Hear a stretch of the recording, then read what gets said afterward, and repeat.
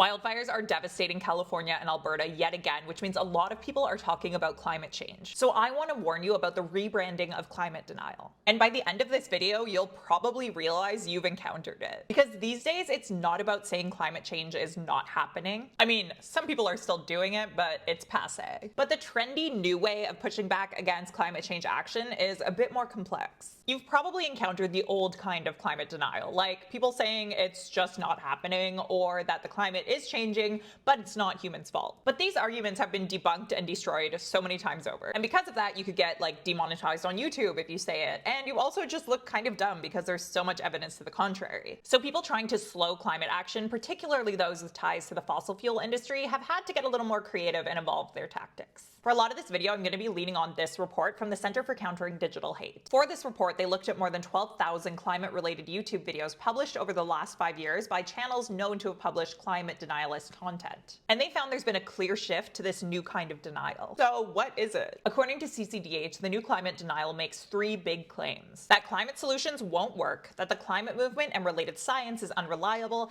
and that climate impacts are not that bad or even are beneficial. And you've probably come across these arguments even if you don't realize it. Like videos from folks claiming clean energy doesn't work, or ones arguing that climate policies are ineffective, even dangerous, or that climate science is unsound, or that the entire movement is alarmist, unreliable, or corrupt. These new denial claims encourage something that climatologist and geophysicist Michael Mann calls inactivism. For his part, he characterizes this effort to undermine climate action through 5 Ds: deflection, delay, division, despair, and doomism. But overall, what this tactic achieves, according to Mann, is the prevention of meaningful action like clean energy policies being blocked. On top of that, platforms like YouTube have rules against classic denialism, but don't clearly prohibit the monetization of this new kind. So keep your eyes peeled for this, because climate denial is still very much out there, and it's gotten sneakier. What do you think of all this?